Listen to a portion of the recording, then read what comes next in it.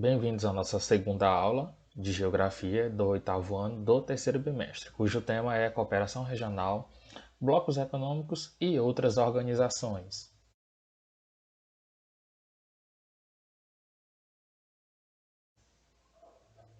E essas cooperações são justamente quando os países, ou seja, as nações, se juntam em blocos econômicos ou em algumas organizações. É justamente quando um país tem o mesmo interesse que um outro, ou que ele vá ser beneficiado por uma atitude ou por justamente se juntar com outro país, então eles vão fazer esses blocos, seja econômico, né, que é só pela questão comercial entre eles, que a gente vai abordar mais justamente isso, ou seja em alguma organização que busca um objetivo em comum.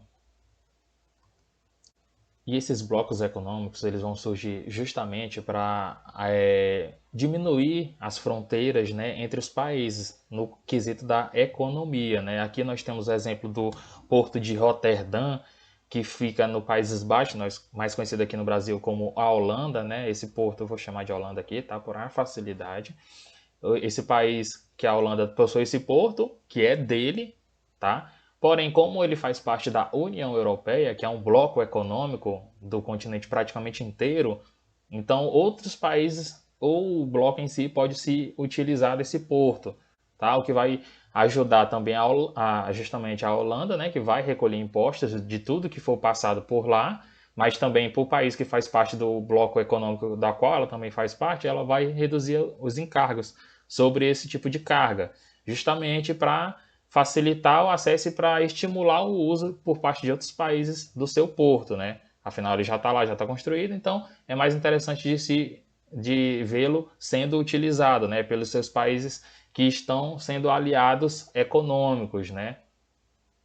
E a cooperação regional ela vem justamente para isso, né? Para estreitar laços de países que ficam geograficamente próximos, né? E que têm algum interesse em comum, né? É justamente eles, por estar próximo um do outro, geralmente são países aliados, né? A maioria das vezes que formam essa cooperação regional no mundo que é muito competitivo na questão da economia. Porém, nem sempre essas cooperações regionais vêm com um viés totalmente econômico, né? Justamente, algumas vezes tem até o viés principal são outros, né? Por isso temos diversos grupos de cooperação regionais.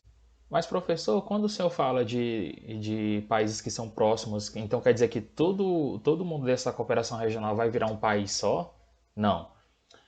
Claro que tem que se ceder algo, né, para fazer parte, você tem que abrir mão um pouco da sua soberania, mas você não vai deixar de ser um país para fazer parte de uma cooperação regional, mesmo que ela seja por questões econômicas, como você tem anteriormente, né, na questão dos portos. Os países eles podem utilizar os portos, mas com a autorização do país que é o dono do porto. Ele nunca deixou de ser o dono. E ele nunca deixou de colher os frutos de ser o dono do porto. Mas ele, claro, vai abrir mão um pouco da sua soberania e deixar os outros utilizarem justamente pela questão econômica, porque vai ser bom para ele, vai ser bom para os outros países, que vai ter uma saída ao mar. E desses blocos econômicos, justamente o que eu já tinha citado um pouco anteriormente, é a União Europeia. E justamente a União Europeia começou ali no pós-guerra, né, basicamente em 1944, de um embrião chamado Benelux, né, que tinha como principais vetores os Países Baixos, né, a Holanda, o Luxemburgo e a Bélgica, tá? Depois se juntaram França, a Alemanha Ocidental e a Itália. E aí formaram ali o que foi um embrião do que veio a ser depois a União Europeia. E essas assinaturas tinham como viés o fator econômico. Afinal, depois de uma guerra, e pelo fato dessa guerra ter sido em território europeu, né, todo mundo sabe que num pós-guerra você tem a sua economia devastada, né, e principalmente quando você tem que reconstruir um país ali. Em alguns casos você tem que reconstruir boa parte desse país. E isso custa muito caro. Então você precisa sim fazer acordos econômicos, né? Então foi isso que esses países buscaram. Afinal, depois dessa guerra que envolveu todo o território europeu, basicamente, você tinha um país que poderia ser o seu aliado antes da guerra, mas no pós-guerra ele virou um país inimigo, né? Então você vai buscar os que ainda sobraram e fazer esses acordos, né? E no decorrer dos anos, outros países foram entrando. Comunidade Econômica Europeia, CEE, que foi criada por esses mesmos países em 1957, com a finalidade de criar o livre comércio entre eles, claro, de produtos agrícolas, né? Afinal, quando você tem uma guerra, você empobrece muito o solo, né? Devido aos conflitos, devido a várias coisas. E fora também que muitos dos camponeses, muitas pessoas do campo acabam indo para a guerra, né? E infelizmente nesses conflitos acabam não retornando. Então você muitas vezes não tem você não consegue abastecer o seu próprio mercado na agricultura, né? E a agricultura, apesar de ser algo que aqui no nosso país é algo banal, assim, de certa forma, porque já é algo que está na nossa cultura, né? Mas nesse contexto aqui de 1957 na Europa, num pós-guerra, você precisa muito de criar mecanismo para fortalecer a sua agricultura local, justamente para tirar esse conceito dos Estados Unidos intervindo bastante na Europa, como estava na época, afinal foi um dos países que ganharam, e também a União Soviética, que também foi um dos países que estavam do lado aliado, né? Que é justamente o lado que venceu a Segunda Guerra Mundial e que colheu os frutos dela, né?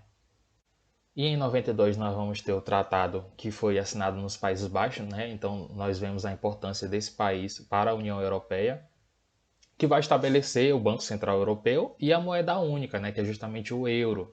Então nós observamos justamente aquela questão que eu citei anterior, né? Que muitos países abrem mão da sua soberania, né? Uma delas é justamente uma moeda integrada por toda a Europa, né? Claro que alguns países também vão ter a sua moeda ali correndo por fora, né? Ou não vão utilizar a moeda europeia, né? Mas continuam fazendo parte do bloco da União Europeia, né? A formalização da criação da União Europeia já foi o tratado que foi assinado em Lisboa, né? Justamente para essa questão formal dos países membros, né? Que foi citado anteriormente e no total deu 28 países membros. Claro que no decorrer do ano no decorrer da sua história vai saindo alguns países membros e vão entrando outros, tá, gente? E agora nós vamos tratar sobre os blocos e também as questões regionais da América, tá? E o primeiro bloco a ser tratado aqui no continente americano é justamente o Mercosul, bloco esse econômico da qual o Brasil faz parte. Tá? Justamente o Mercosul ele foi assinado, ele foi criado através de um tratado assinado em 91 em Assunção, no Paraguai, tá, gente? Os países que mais importantes são justamente o Paraguai, o Uruguai, a Argentina, o Brasil. Nós também temos a Bolívia em processo de adesão e também temos a Venezuela que está suspensa, né? Já tinha sido suspensa anteriormente, agora se encontra suspensa novamente por descumprir a cláusula de democracia, né? Importante que o Mercosul ele só aceita países que são considerados democráticos, né? Quando sai dessa alçada já entra essa questão da suspensão por essa questão dessa cláusula que nós temos, né, no Mercosul. E por ser um bloco econômico, né, justamente ele vai ter essa visão da questão da economia entre esses países, né? E ele também tem muito do que nós vemos na zona do euro, né, da União Europeia, né? Ainda não temos essa integração como temos na Europa, justamente pelo desbalanceamento comercial que nós temos no nosso continente. Né? Muitas dessas coisas atrapalham, sim, a integração do Mercosul. Né? A questão do livre comércio ainda não é totalmente integrada, da livre circulação também não é totalmente feita ainda, mas claro que esse Tratado de Assunção, na sua criação em 91, já previa esse período de transição. Afinal, é um bloco econômico muito novo ainda. Nós vimos que a União Europeia já tem anos e anos, né? E se nós formos observar, o Mercosul foi criado em 91, então é muito novo ainda e tem que passar por esse processo de transição, assim como a União Europeia também passou. E justamente a criação do Mercosul se deu justamente quando vários desses países da América do Sul saíram de regimes ditatoriais e entraram nas suas democracias, que estão até hoje, né? E é uma forma que o Mercosul tem de impedir de ter uma nova leva de golpes ditatoriais no nosso continente. Então, se você tem um país que está em situação antidemocrática, ele não está ele está fora do campo democrático, ele é automaticamente suspenso, né, através de votação, na verdade, desse bloco econômico e vai sofrer também algumas, provavelmente, sanções econômicas dos países que estão nesse bloco. Então já é uma maneira de impedir de acontecer atualmente o que aconteceu no passado, né? E também como o Mercosul, a América do Sul, ela não está no seu pleno desenvolvimento, assim como a Europa, e muitos países da Europa estão, existem muitas cláusulas que foram adicionadas em relação às causas sociais e aos direitos humanos, né, respeito aos direitos humanos, justamente para que nós possamos alcançar um IDH melhor e mais parecido com o que nós vemos na Europa, né? Como eu já tinha citado anteriormente, né, devido à economia desses países, gera essa dificuldade, né, de uma integração mais plena do Mercosul, né, afinal há um desbalanceamento muito grande de economia. E os defensores do bloco pedem por um parlamento do Mercosul, né, justamente para que sejam voltadas muito dessas pautas, né. Aí estuda-se também como que funcionaria esse parlamento do Mercosul, né, e qual seria o modelo adotado e como que ele influenciaria nas decisões do bloco. E já uma integração regional que nós temos é justamente a Unasul, né, que é a União dos Países da América do Sul, né? E ela foi criada em 2014 no Peru, mas em 2007 ela aderiu a esse nome, né, numa reunião na Venezuela. Ela é uma união de muitos desses países que compõem o Mercosul, eles vão compor também a Unasul, e o viés que essa união já tem é um viés social, né? Claro que sempre tem um viés econômico também, porém o principal é justamente pensar como sair dessas situações de extrema pobreza nesses países que apresentam esse quadro e também diminuir a desigualdade social, a desigualdade de propriedade. Então é uma união de países justamente para pensar as questões microeconômicas, né, desses países e também as questões sociais e também até ambientais, né, já é na América, né, mas na América do Norte, né, justamente compondo os três países que estão na América do Norte, Canadá, México e Estados Unidos, tá? Ele foi criado em 94, né? Ultimamente ele tem perdido muita força, né, devido a justamente as lideranças que compunham esses países, né, mas ele ainda é vigente, ainda existe e ainda também tem o seu valor, né? Ele justamente vai estabelecer a questão do livre comércio, né? Ou seja, ele vai regulamentar as regras de comércio entre esses países, né? Toda essa questão fronteiriça, né? E também as questões comerciais, que é sempre o mais importante nesses tratados, né? E nesses acordos e blocos econômicos, né? Então, o NAFTA é sim um bloco que tem o viés econômico. O NAFTA justamente vinha como uma resposta à União Europeia, que por sua vez visava diminuir a influência dos Estados Unidos política e economicamente no continente europeu, né? E também visava justamente essas questões econômicas, né? Os Estados Unidos, por sua vez, é o país mais fortalecido do NAFTA, né? Que sai mais fortalecido dos acordos, afinal, é o que mais pode ter poder de barganha, né? Mas também aumentou muito as exportações do México para os Estados Unidos, com as novas regras que entraram em vigência a partir dali, daquele tratado. A Organização dos Estados Americanos, OEA.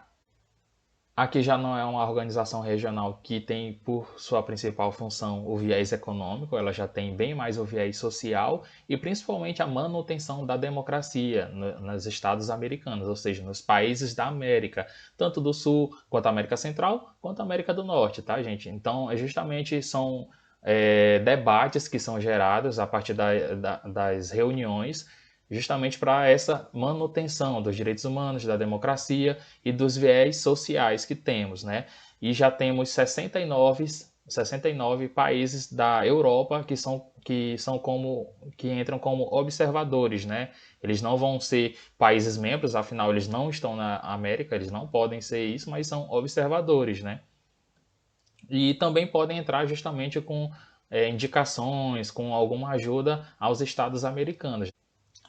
Bom, gente, essa foi a nossa aula de hoje. Espero que vocês tenham gostado. Até a próxima. Tchau.